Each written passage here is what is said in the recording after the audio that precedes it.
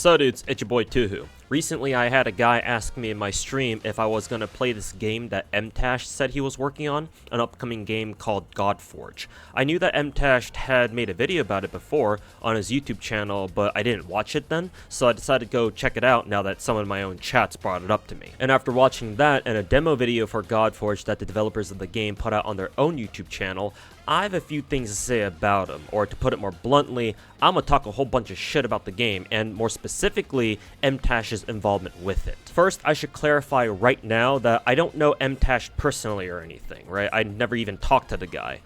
We might have been on the same Gacha cast episode that Tectone hosts that one time I was on it, but the point is that he sure as fuck doesn't know me. I don't watch his content regularly, and before I watched his Godforge promo video, the most I knew about him was that he's the guy who keeps saying he's gonna quit this or that MiHoYo game, but doesn't because he doesn't want to have to go back to making Diablo or Destiny 2 videos that get half or less the views that his Gacha videos do. Or at least that's what I assume. That, and I have a chip on my shoulder when it comes to the Gacha content creation community as a whole, not just Mtashed, because honestly, I think a lot of y'all are fucking fake as shit, and shouldn't even be considered Gacha YouTubers or streamers if the only Gacha games you play are MiHoYo and or Wuthering Waves. And no, getting sponsored to play a smaller Gacha for like a day or two, and then never touching again afterwards ain't good enough. If you want to know more about why I feel this way, or if you're just wondering who the fuck this weeb is with all these anime body pillows hung up on the wall behind him, talking shit, go watch these two previous videos of mine. They'll explain where I'm coming from better than I will here. Links in the description. Now that you have this context, and having watched Mtashed's Godforge video and the 2.0 developer demo video, so that you guys don't have to, let me break down all the problems that I have with the game and Mtashed's involvement with it. First problem, in no particular order by the way, Mtashed says that the graphics in this game look, quote, incredible, unquote. I'm not a 3D animator or anything, so I can't tell you how good the models are. Maybe the 3D models themselves are actually quite high fidelity, so I hesitate to comment on the graphics themselves specifically. At the very least, I don't personally have an issue with them. What I do have a problem with is the presentation. Like, there's nothing about this game that intrigues me in particular. Like, I'm not captivated or impressed by what I'm seeing. The character designs are nothing special, the animations are bland and lack impact. Like, what the hell is this animation supposed to be? I assume the characters have voice lines, but I couldn't hear any of them, or at least not well, in either Mtashed's video or the demo to get a sense of how the units themselves are characterized, so that doesn't help. I mean, this is their Gacha summoning animation, for God's sake. Like, I don't give a shit that this is supposed to be like a pre-alpha build or whatever the fuck. You're out here asking for beta signups, and you don't even have a fucking summoning animation done yet? One of the most important aspects of a Gacha game is the presentation, whether it's the graphics themselves or the animations or whatever else. There needs to be something visual about the game that stands out to potential players to give them a reason to come try your game, to hook them in so that you then have a chance to show them what the rest of the game is really made of, and then turn them into a regular player who will then stick with your game and keep playing it.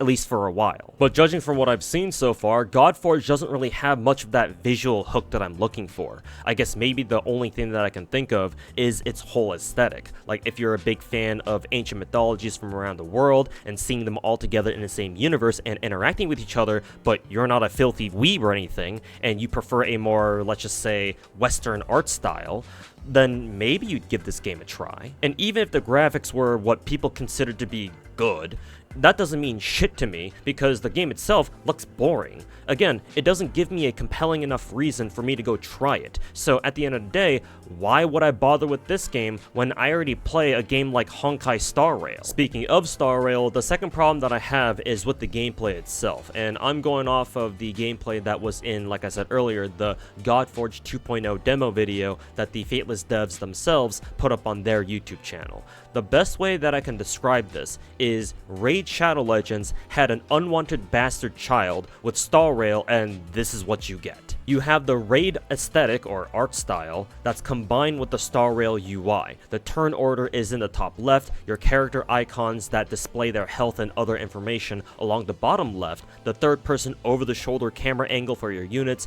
buttons for auto and pause and other stuff on the top right, and the action buttons like basic attack and skill on the bottom right. Hell, your character's status effects like buffs and debuffs are even shown underneath their health bars, and enemies have their own HPs and whatever that yellow bar is supposed to be displayed right over them, just like in Star Rail. Given that Mtashed said that he's a consultant for this game, it sounded like, and is helping out with QA and design work, I believe, I don't think any of this is a coincidence. Maybe some things are taken from Raid Shadow Legends instead, I wouldn't know, I don't play Raid, but as someone who's played Star Rail since launch, and am still playing it, when I look at this battle UI, I know exactly where it comes from. But if it were only the UI design that got copy-pasted from Star Rail, then I wouldn't really care that much. After all, you can argue that, Wuthering Waves copy-pasted their UI from Genshin, and no one seems to have a problem with that, right?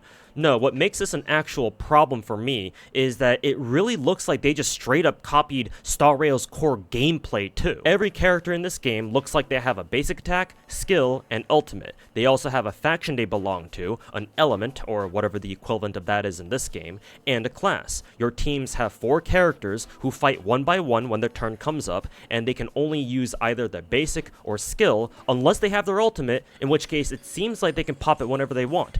Just like in Star Rail. Again, this isn't necessarily an issue on its own. You can have games that are clearly inspired by others, and to use the WoW example again, Wuthering Waves has pretty similar gameplay to Genshin, at least on the surface. But the more you play WoW, the more you realize it's not quite the same as Genshin, because Genshin is much more about, team building and elemental reactions and stuff like that, whereas WoW is a lot more dodge this, bitch. I hope the same goes for Godforge, where it's at least a little more than just, a Western take on Star Rail. Maybe this game has additional mechanics that differentiates gameplay enough from Star Rail to make it feel more like its own game once you've been playing it enough. But all this leads up to my biggest issue when it comes to the gameplay.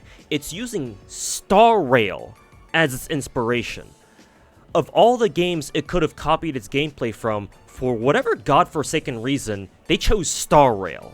And I just want to ask, why? Mtashed says in his promo video that he wants Godforge to be a knowledge-based game, and in the context of turn-based games, knowledge is more or less skill, because the more you know about how a turn-based game works, as in its mechanics and such, the better you'll play, obviously, since it's not like, mechanical skill like aim or dodging is a thing in this genre. So for all intents and purposes, I'm gonna have to assume that Mtashed wants Godforge to be a skill-based game. But I don't know if he's aware, but Star Rail is far from a skill-based game because it's an extremely simple game as far as turn-based games go. Star Rail's gameplay boils down to countering enemy elements and rolling gacha so you can use the latest and greatest limited 5-star character to then go destroy any of the endgame modes with them because the enemies you face there, and the extra battle conditions there, favor you having that latest character. Like, the most complicated mechanics that I can think of in Star Rail are things like speed thresholds, where your units gain more actions per cycle at specific speed stats,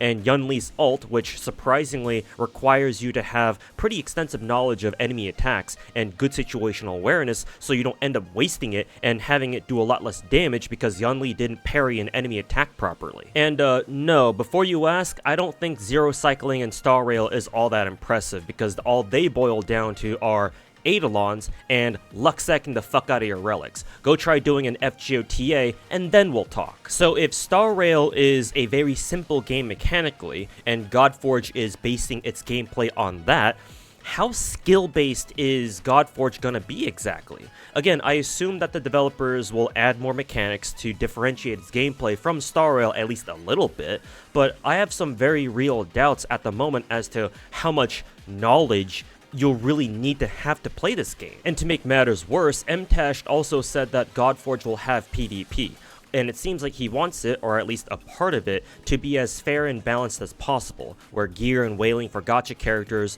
won't be a factor and it'll be more about how good you are at the game.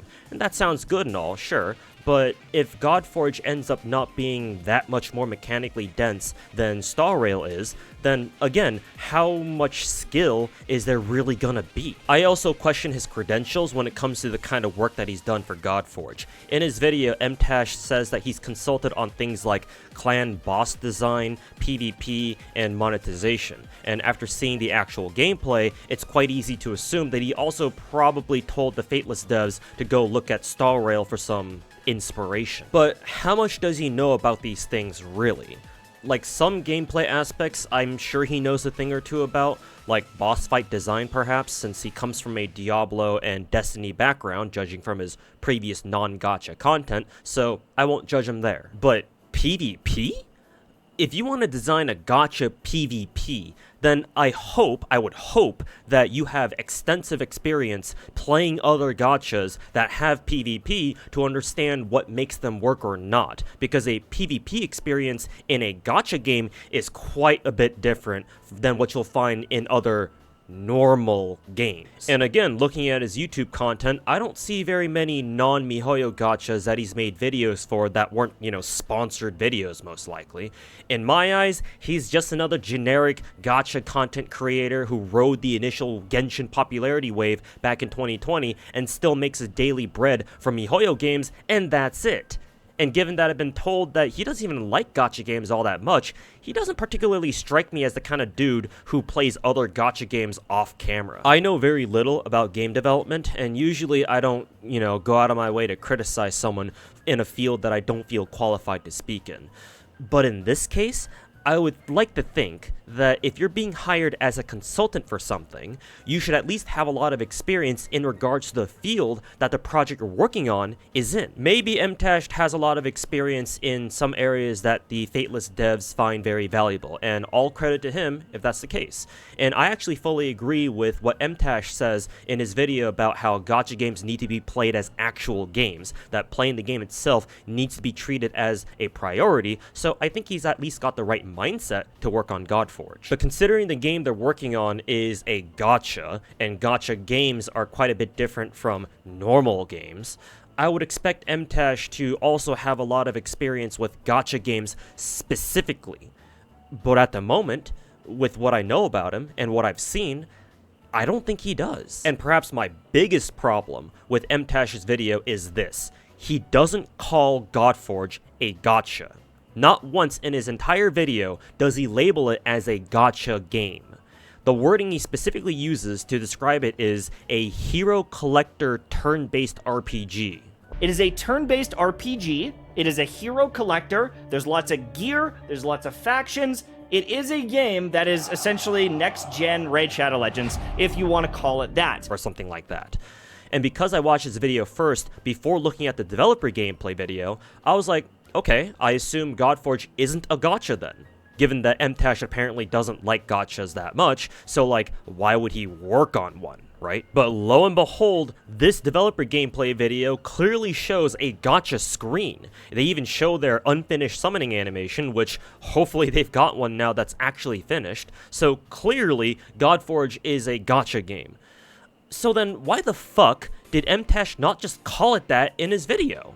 Was he trying to hide it so that, he can get more people to play it? Because he's afraid that some people won't play it if they find out that it's a gacha? Or maybe the devs themselves told him not to call it a gacha in his video? Whatever the case, personally, I find it very suspicious that he's working on a gacha game, but in his promotional video for it, he doesn't call it as such. Maybe to the average viewer, this isn't really that big of a deal, but for someone like me, who made a whole ass video inflating my own fucking ego to enviosity levels calling himself the god of gacha games, it absolutely is. And the reason why is because, as I alluded to before, gacha games are very distinct from other genres, so much so that we call any game with an RNG system of distributing playable characters and weapons and other content that you can spend both free and premium currency on, a gacha, right? Even though gacha games themselves can have wildly different gameplay genres, from things like, turn-based and tower defense to real-time arena combat and even shooters. Think of it this way: when you talk about Genshin Impact, for example. If someone asks you what Genshin is, the first thing that most people would say is that it's a gacha game.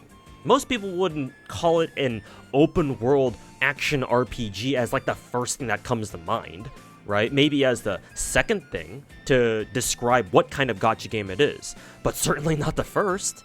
If you play a gacha, you're calling it a gacha because the whole gacha element and the gameplay loop associated with it are such predominant features of these kinds of games. That's why I believe that Mtashed not explicitly calling it a gacha in his promo video is an intentional decision made on either his part or the developers. And regardless of who made it, to me, this comes off as misleading, borderline deceptive even. So now that I have this impression, why the fuck would I ever bother playing this whack-ass Raid Shadow Legends ripoff? Let me give you a case study on another gacha game for comparison's sake, and it's a game that I mentioned briefly in the middle of this video.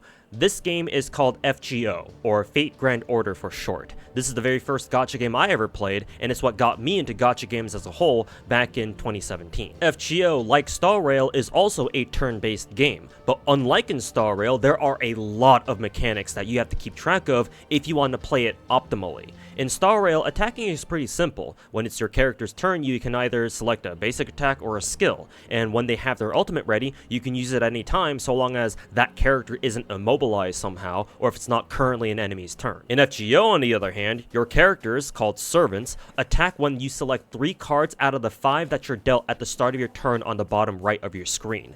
Every servant has a particular deck of 5 cards out of a possible total of 6 different deck types, and every deck always has 3 types or colors of cards: Quick, Arts, and Buster. Each type of card is designed to do different things. Quick cards generate crit stars that give your attacks on the next turn a chance to crit. Arts cards generate charge to help servants build up their noble phantasms, or MPs for short, or in other words, their ultimates. And Buster cards do the most damage. You with me so far? When selecting cards to attack, your leadoff card, or your card that you pick first, affects the rest of your card chain depending on its type. A quick leadoff increases both the star generation rate and crit rate of the whole chain by 20%, an arts leadoff increases the MP generation rate of the whole chain by 100%, and a buster leadoff increases the damage of the chain by 50%. There are also card combos that have similar effects. A quick chain, or 3 quick cards, instantly produces 20 stars for your next turn, separate from all the stars that the quick cards themselves will also produce on that turn. An arts chain, or 3 arts cards, instantly gives every servant who contributed a card to that chain 20% MP charge, and a buster chain, or 3 buster cards, further increases the damage of that chain by another 20%. There's the brave chain, which happens when you pick 3 cards from the same servant, and this gives that servant a bonus 4th attack that's called the extra attack. There's also the mighty chain, which requires 1 card of each color, and it combines the leadoff effects of all 3 colors. And lastly, depending on the servant, you can get chains that combine card type combos with brave chains. So if, for example, a servant has 3 quick cards available and you select all of them, that's called a quick brave chain. 3 arts cards from the same servant is called an arts brave chain. 3 buster cards from the same servant is a buster brave chain. And if you get 3 cards from the same servant and they're all different colors, that's called a mighty brave chain. Did you get all that? This will be on the test. And you have to keep all that in mind just to figure out which cards you want to use on any given turn, which means that everything we just covered is basic entry-level information. We haven't even talked about how each servant in the game also has 3 skills and a noble phantasm that you have to keep track of. And we haven't even gotten into things like the counterclass system, the attribute system, the random 10% damage window, super effective mods, looping and reloading, and card counting, among other things. And that's before we get to the part where there are over 400 playable characters in the game. Speaking of servants, let's take a look at a few of them. FGO features both characters who are based on famous figures throughout history, both real and fictional, and their own original characters who have the power to fight alongside these famous figures, not unlike how Mtashed described the premise of Godforge in his video. And in the Godforge developer footage, I noticed that Mtashed and Heracles are both playable characters in that game. So here's how they look in FGO. Each servant has 3 different skins by default that you can unlock by ascending them, with their 4th and final ascension giving them a special artwork featuring them in one of those skins. animations. And yes, before you ask, Musashi is a waifu in this game, and for some reason she has a summer variant where she wears an American flag bikini. Don't ask why, it's complicated. Anyways, let's compare their animations. These are their animations in Godforge.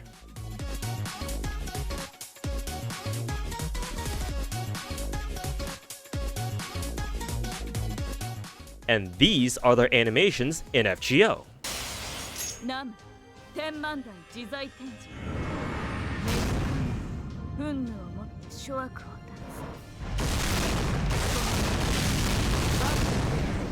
我が勝負医者な大天将